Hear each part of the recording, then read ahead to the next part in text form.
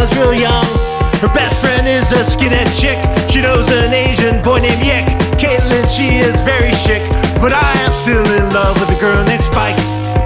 A girl named Spike. And I am still in love with that girl named... You're listening to the I'm in Love with a Girl Named Spike, a Degrassi podcast. I'm your host, Mike Park, along with my co-host, Hannah Eagle. Hello. And Mr. Rick Johnson. Hello. And today we are celebrating our 3-year anniversary. This is episode 156 with special guest, Canadian-born writer, producer, comedian, son, brother, millennial, percussionist, drummer, including a performance on the 2016 album Truth or Consequence for the band Open Your Eyes, which reached number 4 on the Billboard Heat Seekers chart. But he is most well known for playing the brother of Kendra Mason on seasons 1 through 9 of Degrassi: The Next Generation, Mr. Shane Kippel. Welcome. Hello. Thank you very much for having me. We're so excited. Yeah. I mean, honestly, before you came on, we were talking like me and Hannah especially are super nerds when it comes to Degrassi. Yeah, true. Hannah asked, "Are you nervous?" And I said, "Yeah, I'm nervous." You don't usually get too nervous either. I get nervous every time. I also love how every time you throw me under the bus. You said you weren't nervous. Well, that I'm not a fan.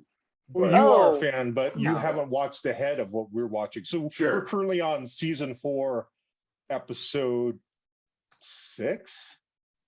So that's why you have those hairdos behind you over there. Exactly. That's why you're torturing me with this every time you start talking, Mike. All right, cool. But so Rick hasn't seen the entire Next Gen. He's an original Degrassi fan, whereas me and Hannah have seen the Next Generation. Yeah. But regardless, we are fanning out, and we're excited to have you. So just once again, thank you so much for coming on. No problem. I'm happy to be here. First of all, thank you very much for loving Degrassi so much that whether it be the original, the old school, or the Next Gen, or Next Class, the fact that you're dedicating your time to doing a podcast for it, it's my honor. That's what I'm trying to say in a roundabout overly friendly Canadian way. I was gonna say that's a classy answer to that. Hey, I'm a classy guy, Yeah.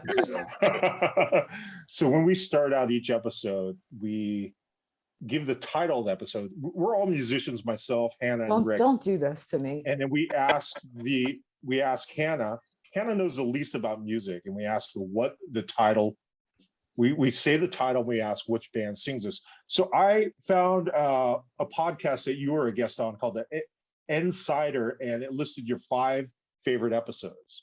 So I'm going to list the title for each episode, and you're going to tell me which band sings this song. So number 1, episode 19, season 2, Fight for Your Right. Who sings Fight for Your Right? Oh, this is all Shane.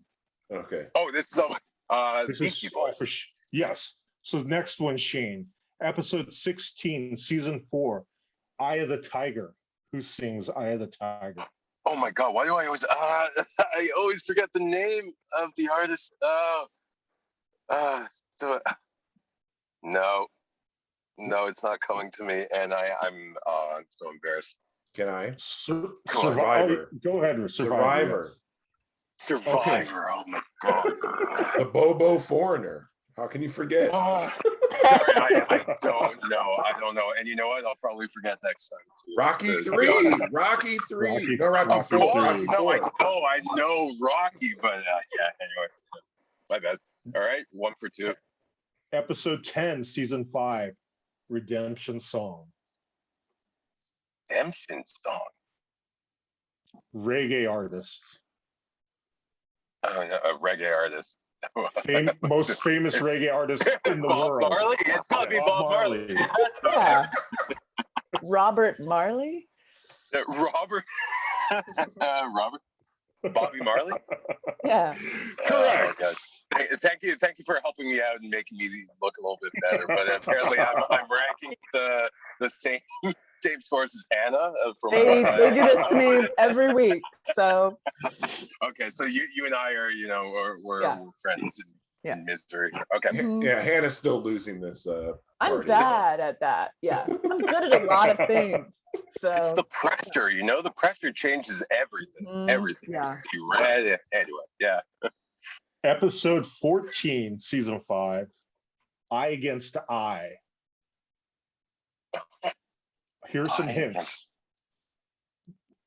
From DC, one of the originators of DC hardcore and the first African American hardcore band in the United States of America.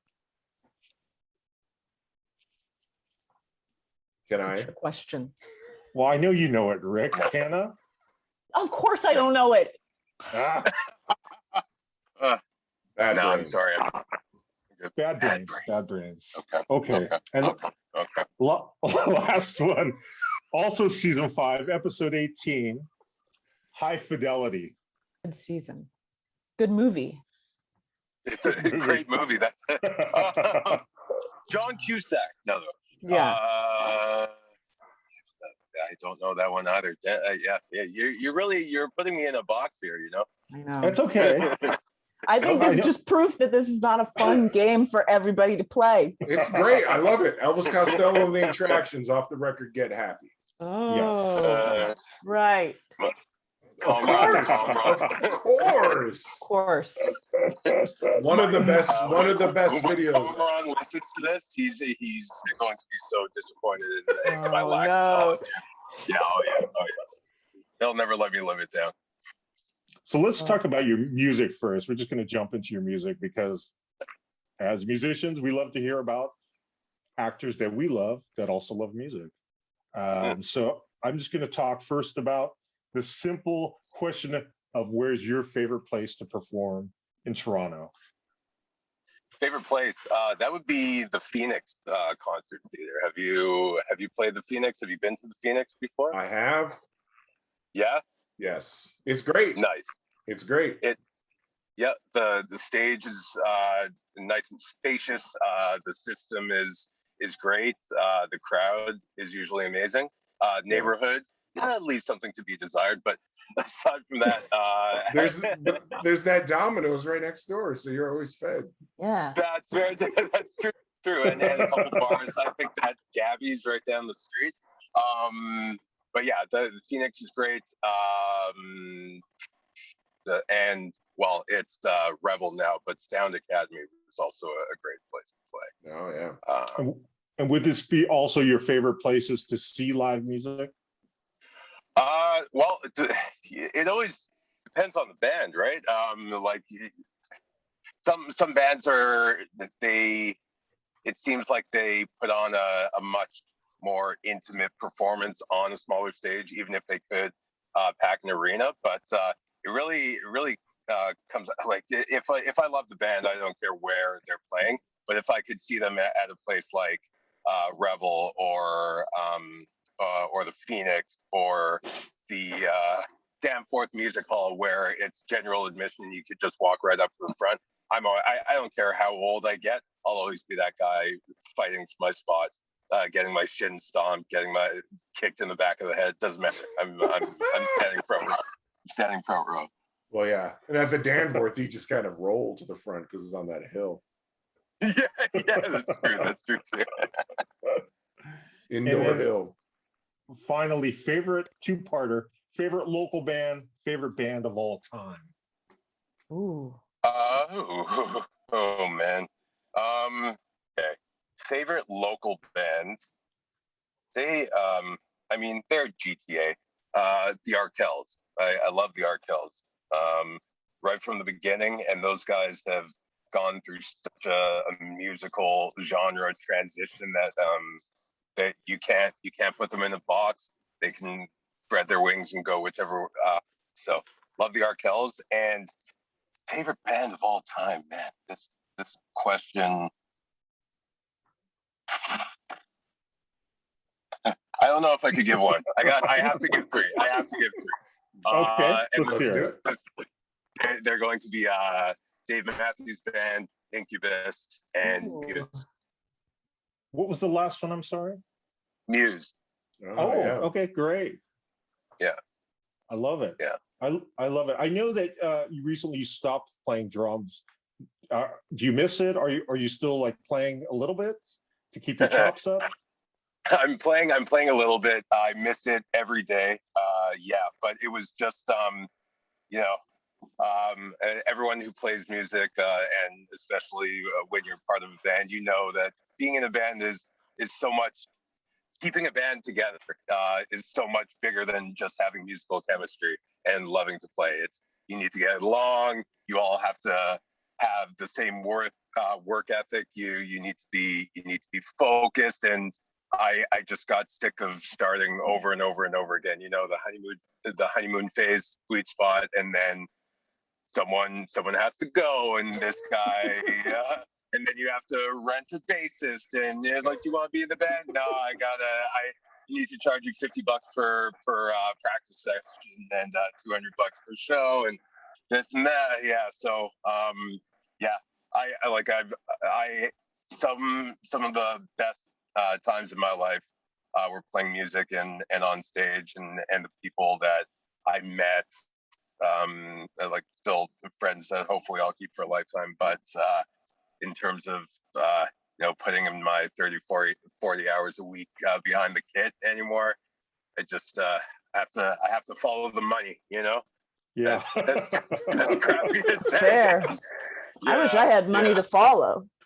Well, I don't have as much money to follow as I used to, but definitely still the acting for me and all things surrounding that are more lucrative than music ever was. I think if we take a tally, if overall with all the years I sunk in, I'm probably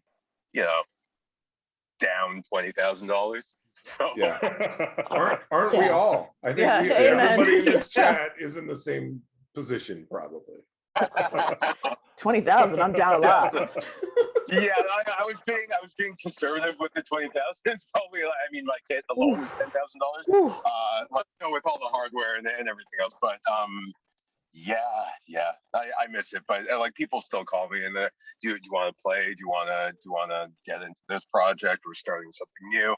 And I know myself. I don't know if you're all the same, but because I'm not in top form anymore, if I'm going to play, I won't allow myself to get on stage unless I'm back at that level, which means I'm going to have to put in the time, and I'm going to get stressed, and it's just going to be bad. So yeah, Sure. Had to kiss it goodbye. How early did you start playing drums? 13. Okay. 13. Okay. But I started playing piano when I was 4, and piano, and then when I got to school, there was some saxophone. I played violin for a little bit, but then when I turned 13, the grade 7 and 8 kids were not allowed to play the kit. The grade 9s were. So as soon as I remember it was a lunchtime, and the grade 8s, or whoever it was, they vacated the kit. I sat behind it for a couple minutes before someone else came in, and I got in shit. But after that, I literally gave everything else up. Everything else. I didn't want to play anything else from that point. And so it was 17 years of playing hard, and 5 years of being in the afterglow, you know? Sure. Did they ask you on the show if you knew how to play an instrument? That's how you became the drummer in the band? Is that how that worked out?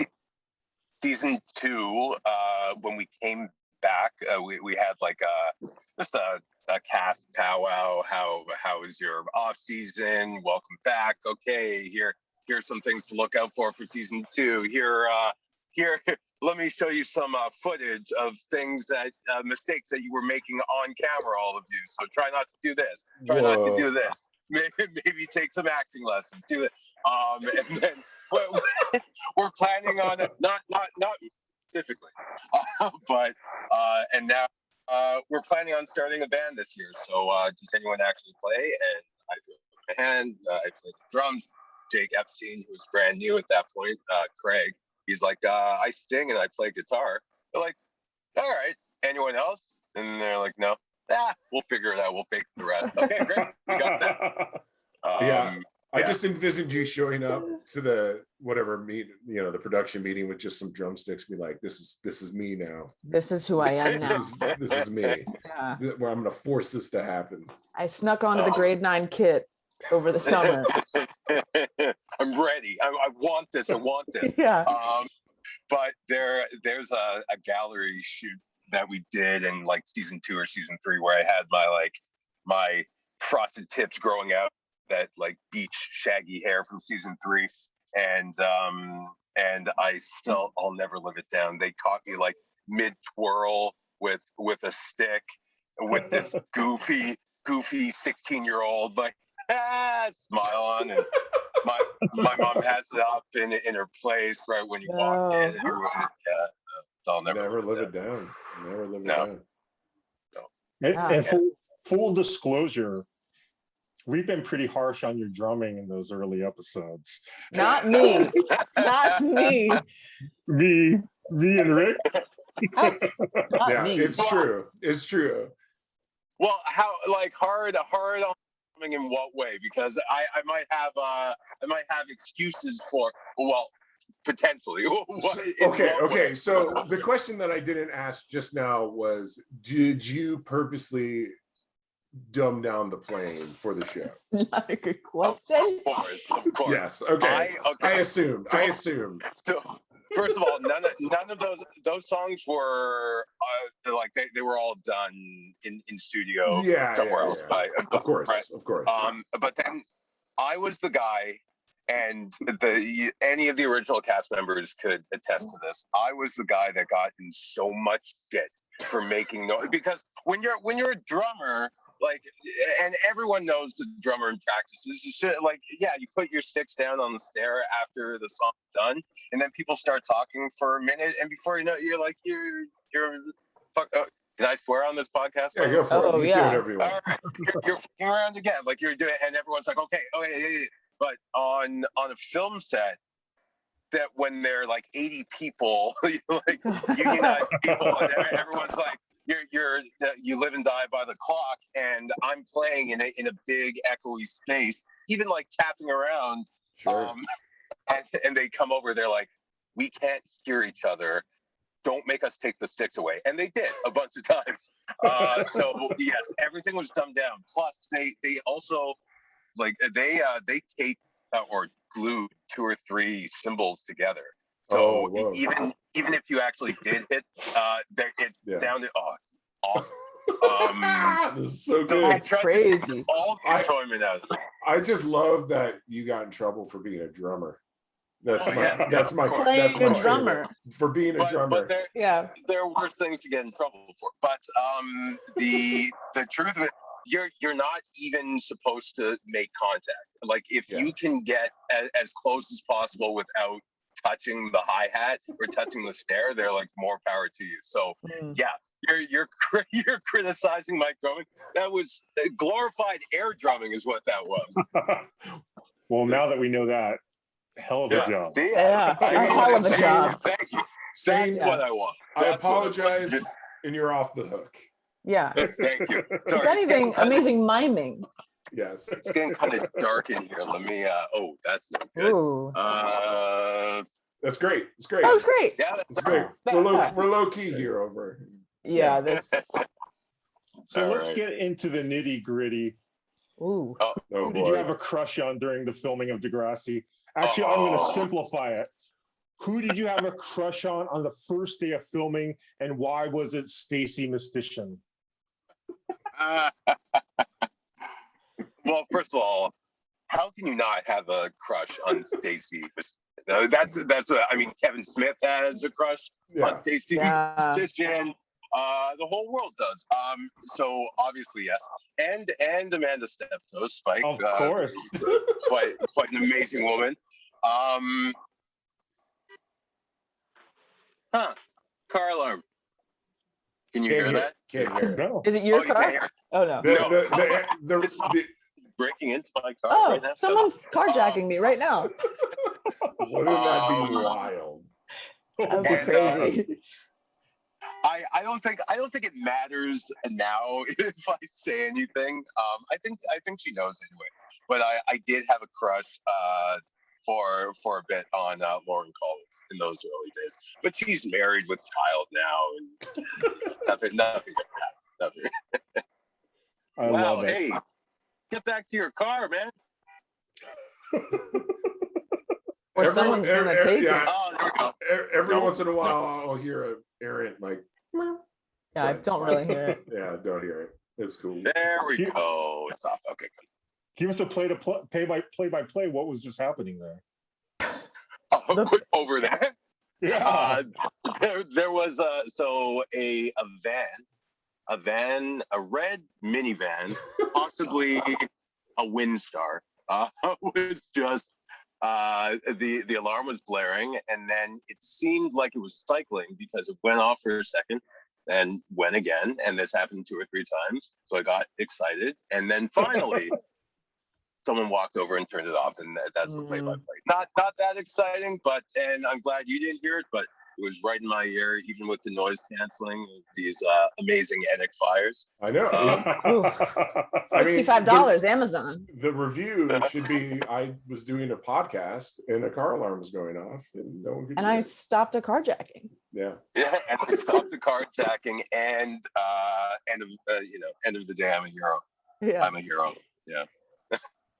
So to go, I hate that this is such a interest of mine in terms of like crushes. But besides like Lauren Collins, I think you in real life dated Miriam. No? No. Okay. The characters did. No, I know that, but I thought that was like the only person you dated in real life. So that's wrong. A lot of stuff you read online is wrong. Did you date anyone from the show? No, I didn't. Two people in season 1 got together, or maybe it was 2, got together, and it was short-lived. And when they split up, it was like, I think everyone at that point just saw what they were going through and what we all had to experience, and they're like, Yikes. Or we'll have orgies, great, but no one's dating anybody. How professional? How professional? No. Yeah. Exactly. No, you have to keep everyone at arm's length. No, but I think really early on we saw that like it's probably not worth it. Especially we were getting a feeling that the show was going to have a good run, and we just didn't want to. Well, we didn't want to fit where we ate. Not saying anything like nothing ever happened between cast members, but in terms of dating, I didn't, and I don't think anyone else did either. Oh, That's smart. That's crazy. Mhm. I'm flabbergasted at that, but applaud you for I think that's a good rule. Yeah. For holding it together. Yeah. I also I was or am serial monogamous, so I always had a girlfriend during those times anyway. But there were some when I would have birthday parties, and I would invite cast and all my friends. There was always some weirdness with the girlfriend at the time and my on-screen girlfriend. Like there was just some real tension when they walked in the room. Especially one, like I won't mention any names, but it was almost like a standoff, and everyone was like, "Oh, what? Did you see that? Yeah, I saw that. Did you see that? Yeah, I saw that. What was that?" And you had to be like, babe, it's just orgies. We don't. I would never date them. Come on, it's like Mad Men in this place. Yeah, it's like Pretty Woman. We don't kiss on the mouth. Yeah, exactly, and it makes it all okay. You know? Yeah. So I read, and I've actually doing research found an interview with you also talking about the weight loss from season 1 to season 2, and that the producers were quite upset because they had cast you as a bully, and now they had to rewrite your character. Can you tell us more about that? Yeah, well, actually, I didn't know until afterwards that the producers were upset, and I mean like a couple seasons after. I was just, my weight at that point was bugging me, and you know, when you're on TV or when you're in the public eye, like lots of people start like being more conscious of the way they look. So I wanted to lose that weight and start working out, and so I lost 55 pounds in a little over 3 months, which was very fast. I know. And not but so two things happened with that. The producers were they had to rewrite the character, which in the long run helped me out, because I think the original Spinner would have been a little bit more one-dimensional, but turning me into the dim-witted heartthrob with a heart of gold. I think that had legs, you know. But also because of how quickly I lost that weight, then rumors started that I was not either anorexic or bulimic, but I think lots of people were like weighing more on the bulimic side. And I also,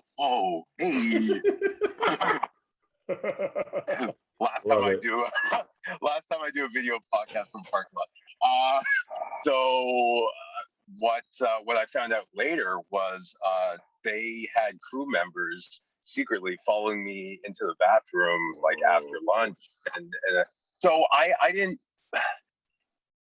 That to me was more funny, but what I really didn't like about it was it took my accomplishment away from me, you know. Just like, now this guy's with his headlights on.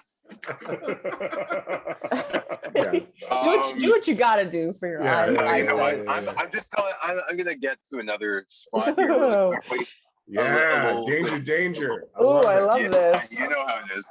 Okay, once.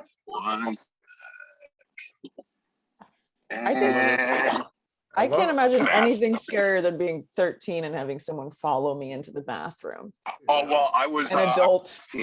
I was 16 at that point, but still, like, yeah, it was. And I always thought of it like one of my buddies in high school or in junior high was getting really serious about football. He's 6'3", but he was really lanky at that point, and he got really serious about working out. He was in the gym six days a week.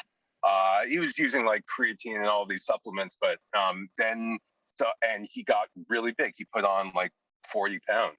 And then people started saying like, I hear he's juicing though, which he wasn't, but it takes all of the hard work and everything that you're proud of away. All it takes is one person saying like, I think they're, and then, so, but I mean, but I went from, I think I went from a 38, a size 38 to a 30. Whoa. Yeah. Wow. Good. It was good. And now I'm back to 34, but that's because of COVID. You know. Sure. We're all with you. We're all with you. Yeah. All right. Good. I bought pants the other day. I'm with you. I bought pants. I will not buy pants right now. Because as soon as you buy in the larger size, like you're committed. You're allowing it to happen. No. This is not permanent. I have a whole wardrobe in the size that I need to be, and if it needs to fit tight until I lose the weight, then so be it. Or just sweatpants forever. Yeah. Well, my girlfriend has turned me on to jogger. And I mean, you can dress them up, you can dress them down, but it's a drawstring and they're stretchy, and that's what I'm all about these days. Yeah. Season 3, episode 4, Pride, part 1. Yes. There's a scene where Dylan and Marco have a serious talk on the beach, on the rocks. Yeah. And I heard that this is the exact same spot that a girlfriend had broken up with you previous years. Is this true? If so, can you tell us about it?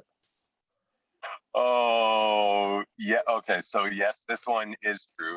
It is true. If it wasn't the exact same spot, it was so close that it might as well have been.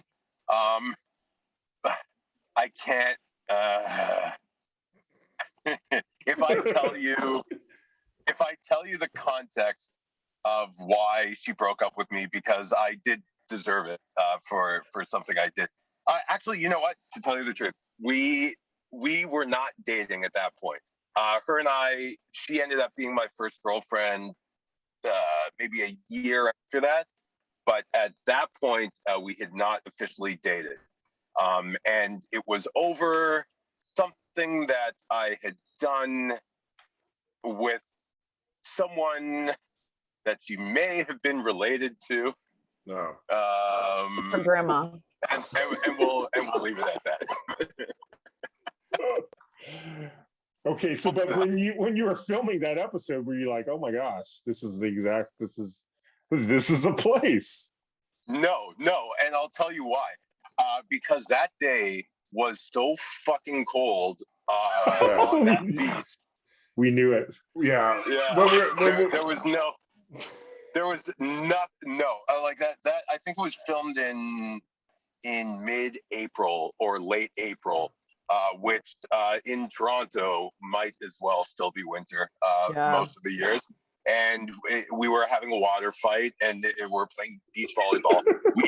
we get so it was also a very like there was a lot of moisture in the sand, and it was packed down very hard. So we're barefoot. The sand is so cold that we're aching like up to our knees. We're having water fights, and you can see if you look really close, our faces are really red because of how cold it is. And in between every shot, every take, they cut. Then the crew runs over, drapes us with jackets or blankets, whatever. And we go right, and we sit around a propane heater in the camera tent. And I remember they set it up. It wasn't there at first, but they saw how cold we were. They're like, you guys are being such good sports. Like, just a little bit longer, but we'll get this done. We'll get you out of here. Fine. We're setting up a propane heater over there. So in between takes, just go sit. Fine. And we were so wet that four of us, as soon as we sat in front of it, the water evaporated, and it must have shot straight up our noses. And we had these blinding sinus headaches that four of us just like that. It was a day from hell. So to pour salt in the wound, it was also that place where I got sort of broken up with, but that was secondary to how shitty that film experience was. Damn. But hey, anything for the studio film magic, right? Yeah. True. It still looks kind of cold too. You watch it though. Because we had done that episode previously. That was one of the episodes we've already covered, and Rick was very spot on saying it is freezing. Those kids are freezing. So I'm from Michigan, so almost the same exact climate. Yeah. And I spotted it. I was like, there's no way that's a nice day. No. Terrible day. There's no way that's a good day. As much as you think you saw, and as much as you could read from the shot, trust me, it was much worse. Much worse. Yeah. I was just hoping there was a rewrite where they're like, all right, everybody's got to get in the lake, and then there was just originally they actually wanted us to get in, but then there was something weird. As we got very close to the shore, there were all of these dead fish just lining it. So they're like, maybe for the cold, maybe for toxicity, we're not going to throw the cast in there. Not today. It was just overall not beautiful. God. Amazing. One of the strong characteristics of Spinner was the many different haircuts. Is there a favorite of yours? And were all the haircuts your decision? Did the producers or artistic person decide on your hair? Okay, so the my favorite one for sure is the one just over your right shoulder, Mike. That would. The hat, All right, the soft mohawk. Oh my God, yeah, I was going to show you Okay, because I've had yeah. a lot of the same haircuts as Spinner. Oh, Okay, did you? so I Hannah's have, has a but surprise I liked right them now. for me. I had a good time. Let's see what's. But see so the this picture. is, Oh, I have. Oh, yeah. Yeah. Yeah, I've that looks also. good on you. I like that. Thank you. Yeah, Yeah. that was. Somebody convinced me to do it at a party, and I said, "Let's do it."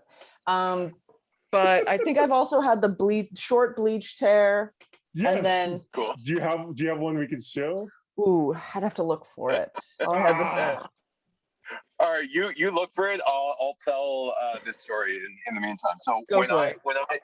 in the early seasons, let us all sort of choose the hairstyles that we wanted because they wanted it to be as true to form, as authentic. They didn't even want to use much makeup to cover up. They wanted us to look very, very real, very relatable to the audience. And so I started out with the spiky hair, and then that girlfriend who broke up with me before, but when we were actually dating, she went through a punk phase first, and she's like, I really want when Tom DeLonge had his blonde hair. It's like I want you to do that. And I'm like, okay. So I went to the producers and I asked them, and they're like, yeah, okay, sure. She did it. She did it for me, and I to work with like orange hair. They're like, no, well, we'll do some of our stuff to it, but like overall, yeah, you're fine. So that's then I let it grow out. Then it got shaggy. Then it got really long.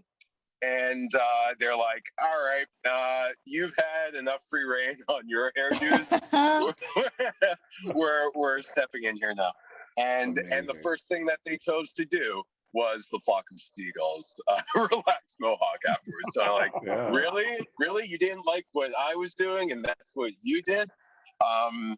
But I think my favorite one was the even though I don't wear my hair like this anymore, was the shaved head, because I'm telling you, like, hair comes and goes. You have good hair days, you have bad hair days. You can style it, you can dye it, well, whatever it is. But the shape of your skull, that's Dude, something. it's real. That's timeless. That's timeless. And when someone compliments you, I was like, hey, you look really good with the shaved head. They're complimenting your physiology, your genetics, Yeah. So yeah, I would say it was, and I know now that if the hair eventually all starts to go, I could pull off a Jason Statham or a Bruce Willis, and new career as an action star. There you go. Exactly. You can't tell under this shirt, but I'm actually jacked as fuck. No, Yeah. I'm not right. I used to be, not right. I'm Not shredded. Right. You won a contest to meet Britney Spears in Rio de Janeiro at age 14. How do you know you? Okay. Mike's a little sneaky guy. You're good, man. You're good. Very good. Deep dives. Tell us about that win. Okay. All right. So this is how that went. Young, full of hormones, Spice Girls obsessed. Then Britney comes out. Oh my God. So I'm I have Baby One More Time playing on like the video on repeat. Like I'm recording it and then like ruining the VHS by going back and watching it so many times. Anyway, so then there was does anyone remember Sam the Record Man in Canada? The record store? No? Okay. No. It's since closed. Like all of them, but they were holding a contest when Oops, I Did It Again, when the second album came out. They threw a contest, and it was like, yeah, just send in these ballots to so and so and answer the skill testing question, and if we pick you, you get to go. I'm like, done. So I ran to a record store and I picked up literally 100 ballads. And I went over to my brother's place, and my sister-in-law, a huge Britney fan, and I'm like, look, I have no money because I'm 14, but I do have time.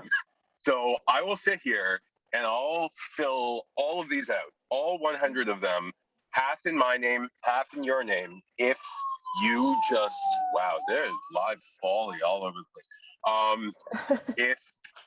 If you pay for the postage. And she's like, okay. So I did, and then I was at school. This must have been like 2-3 weeks later. I was at school, and it was just after lunch, and someone ran up to me, and they're like, "Hey, like, do you have like a sister? Do you have a sister? Like, I don't know. I was watching Much Music at lunch, and like, so yeah." Someone like pulled a ballad out, and it's something Kippel. I don't know. I'm like, what? So No, sister, that's me. My sister-in-law, she got picked, and we gave them a call, answered the skill testing question, got it, and then she found out she was pregnant with my first nephew, and the amount of shots that you have to get to go to Brazil, the doctor's like, probably not good. So I went with my brother.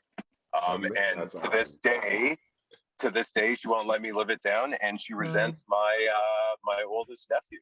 Yeah, rightfully so. I'm very shocked that 14-year-old Shane Kippel was into Britney Spears. I thought you would be into. It was a moment. It was huge. Yeah, but I thought 35-year-old Shane Kippel's into Britney Spears. Yeah. What are you talking? I mean, I'm also not into Britney Britney now, Spears. but yeah, I would assume you would be a little harder, like a kitty. No, I actually didn't get. It wasn't until. No, I was probably 15, 16. My first, I guess, getting into like Deftones and Tool. Yeah, like around 16, 17, and then Screamo, like the used Finch. But I started out as a real softie, Right. and then kind of went to pop punk, like your Green Day and Blink and Newfound Glory and Sum 41 and all those guys. But yeah, I never went through a real hardcore phase. Yeah, I know. I love it. I just love that you won this contest and I love it too. Rio to see Britney. I know. I for a week we went to Rio, and I got the worst sunburn of my life because it was January, which is their summer, which we knew, but we didn't know how hot their summer was. And we got to our hotel at like 3:30, 4 o'clock in the afternoon. Went to the beach right away, and we thought, like, here, like, you know, after 4 o'clock, after 5, you don't need to put on sunscreen. You're not going to. Famous last words. No. So this is kind of gross, but I got, like, my chest was purple, and I got this blister on my forehead that bubbled up and ruptured. So when I went out All over with Britney Spears. Listen, when I went out with the Much Music crew, I was like, we're at a restaurant and you're sitting outside. It was very hot, and I had to. It's so gross. I had a napkin. I was dabbing my head, and they're like, "Oh yeah, I know. Like, it's so humid here." I'm like, "Yes, humid," but really, it's pus. It's pus dripping out of my so bad. Amazing. And then when I met Britney, there were also 2 contest winners who were there to meet and sing. So one of them was a makeup artist, and I use that term loosely. And she's like, I could try to blend that in. The picture that I have standing next to Britney, I look like a fucking tanned raccoon freak. Like I don't. So I couldn't have. Oh my god. Please post it. It took a turn for the Please worse. post it. Please post it. I will. I will. My girlfriend forced me to hang it right. Like when you walk into our place, it's literally right there. You gotta do it for the likes. You gotta do it for the likes. For Really the do. likes. Anything for the likes. I'll do it. For all of you, I will do it. Oh yes. I'll put it on there, and you'll see exactly. Make sure you repost it. Make sure you laugh very hard. Yeah. Yes, it's just so, was it all expenses paid too? Yeah. That's so much. It's so unfathomable that much money would be spent. Yeah, I know. We factored like everything in on that trip, and they gave us per diem as well. There was also spending money that was supposed to be separate from the per diem, but my brother, to pacify my sister-in-law a little bit, gave her that. Sure. Stealing her trip. So, but we figured that trip was probably valued for both of us at like $8,000, $9,000. Yeah. That's insane. Amazing. I know. Amazing. We got really lucky there. Perlman just squandering that in bucks. No, and Britney Spears was like, I think this little boy is sick. Oh no. Okay, so here's another really good story to follow that up. So I was there with like the Much Music crew. I don't know if you've ever heard of Rick Campanelli. Do you know who Rick is? No? Yeah. No. Yeah, you do. So he was Rick the Temp at that point, and so when we were in the room for Britney's press conference, and then the meet and greet was afterwards, the cameras are there and they're interviewing me or filming me from afar. When I go and I stand next to Britney, we take the picture, and then Rick's like, "Oh, Shane, didn't you have a question for Britney?" And I'm like, "Yeah. I was just wondering," and then her bodyguard's like, "No, next," and they just put me away. And they're like, "Oh, okay." I walk away, and then when the segment comes out, I kid you not, they show that, and then they show it again in slow motion. Oh my God! Is this on YouTube dazzling. anywhere? It is on YouTube. I don't know if the like slow motion replay is, but like the actual one, Yeah. like full That's speed, so good. it's there. It's there somewhere. What was Search your it. question Shane going to be? Kippel. I can't remember. I think I decided I would never ask any celebrity a question again. Oh my gosh! Oh, it was crushing. I'm telling you, and then to watch it in slow motion afterwards, and no. But then 6 months later, I got Degrassi, so There you Oh go. yeah. That could have been the 15 minutes. I bet she regrets it now. She regrets it now. Her loss, her Yeah. loss. Both of your lives would have been wildly different, probably. I probably. I might have been Kevin Federline. You never know. This is so true. What a life to lead. What a life. So besides Getty Lee, are you the most famous alum at Newton Brook High? Oh, how do you know? I think Getty and Alex Lifeson both went there. I didn't know it was Newton Brook. I thought it was my junior high, Fisherville. But if they went to Newton Brook too, I mean, I think it's safe to say that Spinner from Degrassi is more famous than Rush. Come on. Like, Yes. But no, I do think. Also, oh my God, why can't I think of that? Howie Mandel came out of the same neighborhood as well. I don't think he went to my high school, but he went to a high school like right down the street. Right. He's a distant fourth.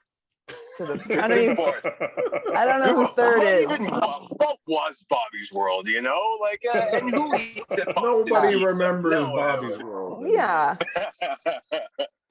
I do, but I knew of it. Back when you had hair. Yeah. Mhm. Can you tell us about meeting Bob Saget? Oh my, yes, I can. That was very much like when I met Kevin Smith for the first time, and I walked up to him, I was very nervous, and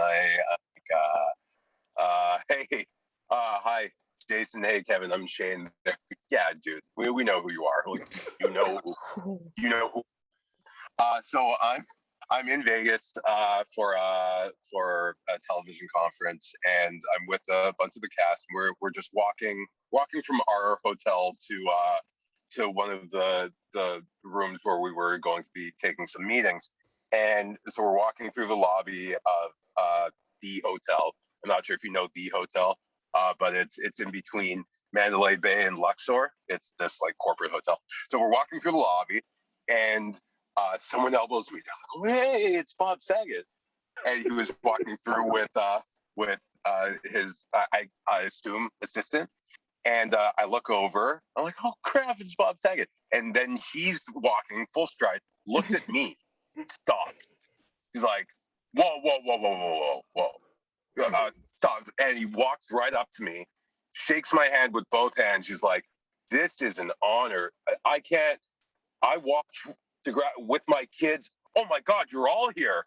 Oh my, Bob, Ron, no. I need a picture with these guys. I need a picture with," and so that was also very. He stopped. He looked like he had somewhere to go, but he took time to change direction.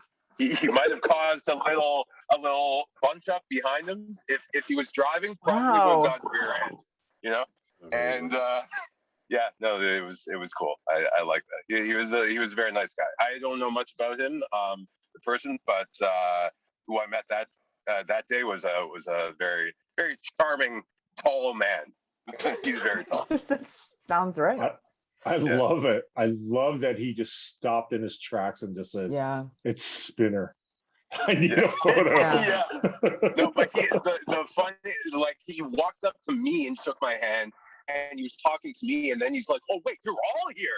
I'm like, "Nah, don't worry about them. Don't worry about it." Yeah. What else? What else?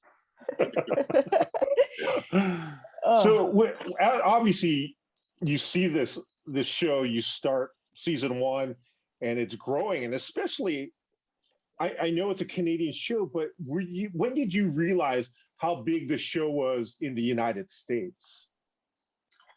I think it was the first time we went to so in seasons 2 or 3, we started these mall tour appearances in the US, and they paired us up, and I went to Atlanta first, and then I went to where was I? I was in Denver, I went to New York, I went to Vegas, like LA, but the first one was Atlanta, and I think it was 17 or 18, and I went with Jake Goldsby, who plays Toby, and I couldn't. So they take us in the back of the mall, and we're with security, and they're just kind of giving us a little briefing on like how today is going to go and this and that. And then when we walk out, and they start taking us over there, it's in an atrium, and there's a table set up, and we caught a glimpse of this line, and we're like, "Is that for us?"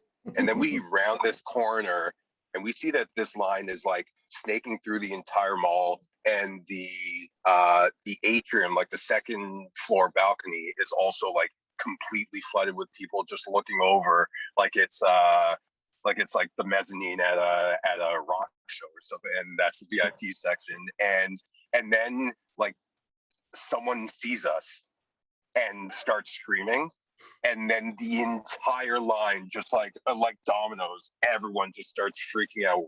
What is going on here? And then we signed for 6 hours, and 6 hours, and people were like, "Oh, we drove 12 hours and stood in line for 16 hours. Like, oh my God, are you really Canadian? Are you really Everyone's like, "Are you really Canadian?" I'm like, yeah.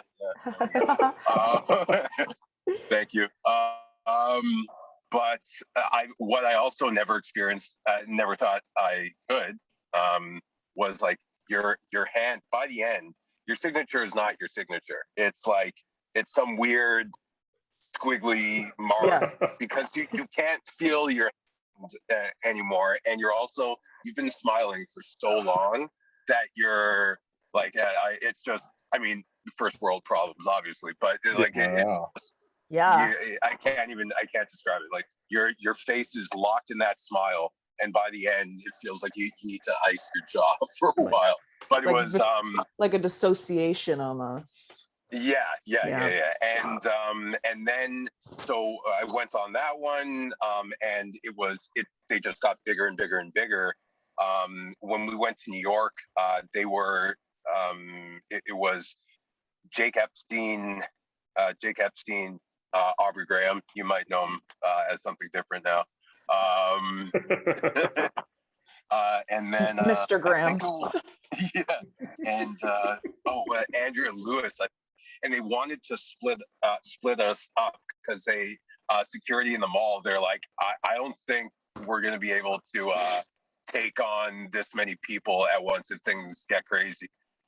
And what they did was they instead of having it be one long line, they actually had it go in two different directions. But they were still like it was crazy. There were mobs of people in LA. David Hasselhoff was waiting in line with his kids. But apparently he had to wait for too long, so we didn't get to meet him. But we met his wife and kids. So yeah, it was just it took on a life of its own. But then you come back here and everyone's like, yeah, Degrassi, like they're like 30 cast members. Everyone here is related to someone or dated someone but as soon as you step off the plane to any American city, everyone's freaking out, and it's a totally different ballgame. Yeah. Did you think the upper the upper people knew what they were sending you into? Because that seems dangerous to me. The upper, like our producers, yes, or the powers that be that put you in that position, were they like they might never come back? Yeah. They had, that's a very good question. Sorry to bring up trauma now. No. I don't think they would have dared put us in a position that would have taken us out of that show. Yeah. No, they knew David Hasselhoff was there. They're in safe hands. Yeah. No, there was plenty of security. Nothing bad ever happened. Just like some, walking through crowds and like people grabbing at you a little bit, but like in terms of like the crazed fans, thankfully I know it's not the same for everybody, but we never really had an experience with that. But in terms of like I think our producers ever attended one of these tours, maybe in Canada, but in the US no. And they just heard stories, but we loved it. I mean, like what sure. Kind of 16, 17-year-old wouldn't be like, this is crazy. I must be really fucking special. True. Sure. No, that's not what we were thinking. Or maybe some of them, but like it was great. What I always feel bad for, like A-listers in a way, that the ones that, like when you're on an ensemble cast like Degrassi, you can, that's your bubble, right? So when you're going out and things are getting crazy, you can look at each other and go like, you're in the same boat here. It's like, yeah, they're freaking out over Jake, but you're Jakey to me, and like they're like this is nuts. But like if you are alone in that, that's when things get crazy, because no one can understand what you're going through, and no one is on the same level as you, that you can just sort of like, I don't know, just diffuse the situation a bit. But it was always a ton of fun for us, because we were blown away, and we were looking at each other like, how is this happening? And like I don't, okay, sure, let's keep signing. Yeah. I love it. Who did you have the best chemistry on set with? Like in real life or on camera? On camera. On camera. Mike LaBelle and I, Mike who played Jay. Yeah, Sure. Yeah. He had so much fun. And Paula Brancati, her and I got along very, very well on camera too.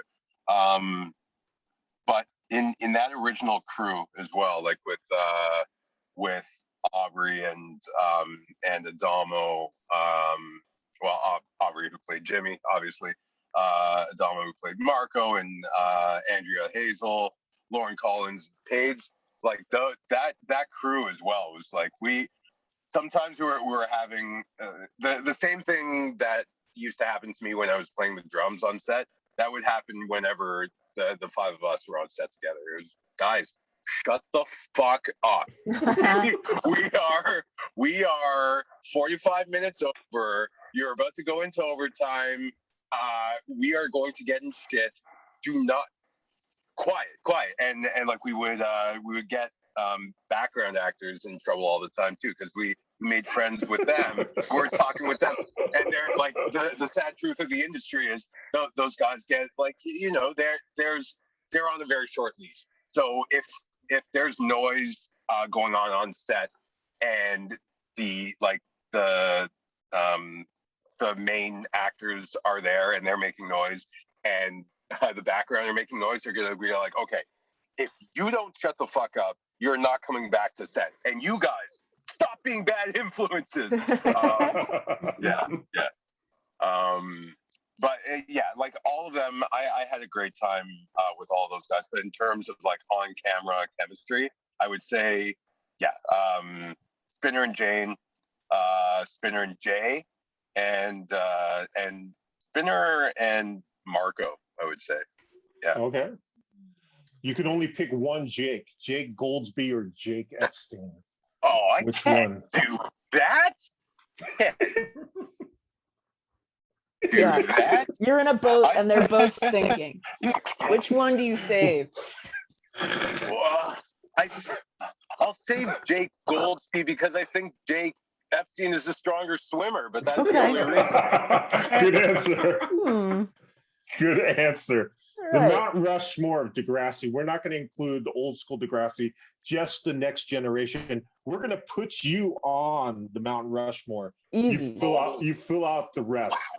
Who makes it on the Mount Rushmore of the next Do generation? you have who you think it is, Mike? Do you have who you think it is in your head? It's very tough. It's very tough. But I'll give mine after Shane. These are gonna make some enemies here. Yeah. That's the goal. That's the goal, eh? I'll tell you It's hard this, because there's only you've 4. had it easier than most. Yes. Kendra? No. Kendra. Yeah. Kendra, Oscar, no. I would, and Chris Sharp, no. I would say, wow. Jake Epstein would have to be up there, I would think. I think Miriam McDonald would have to be up there too. She started the whole thing. Yeah. OG. She's the reason for the show. If no Emma, no Degrassi generation. Yep. You're right. And who's that fourth? Oh no. I'm gonna have to. Oh no. It's tough. There's Rick, so many. Rick. Annie? Rick. Yeah. No, Rick will be the fifth, like that's kind of in the background staring us all down. Yeah. I would have to like Spinner.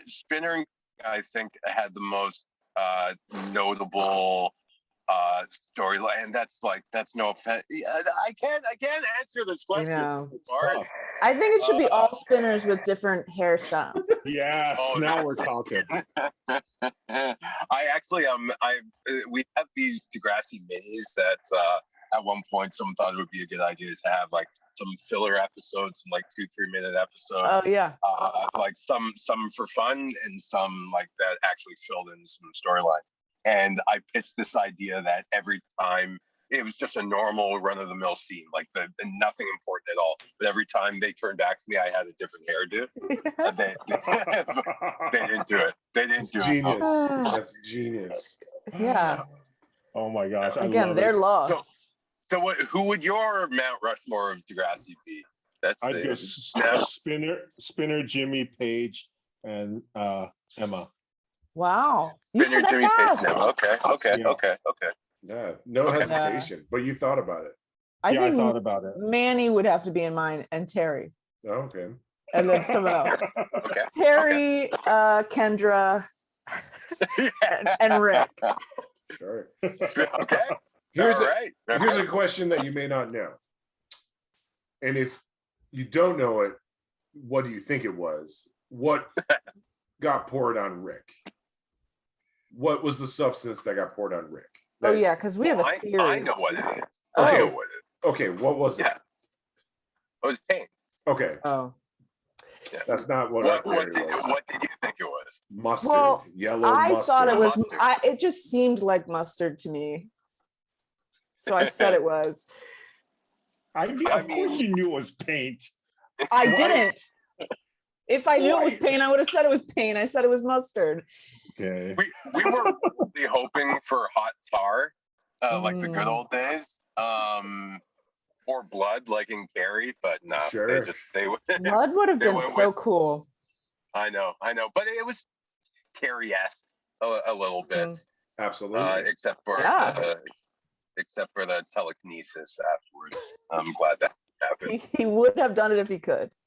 Yeah. He would have, and he would be the guy to like. He'd be full of Darth Vader with that shit. Yeah. Well, Shane, we've taken up a ton of your time. We could go on and on, to be I honest. know. But we want to fan out too hard on you. We just want to again say thank you for your time.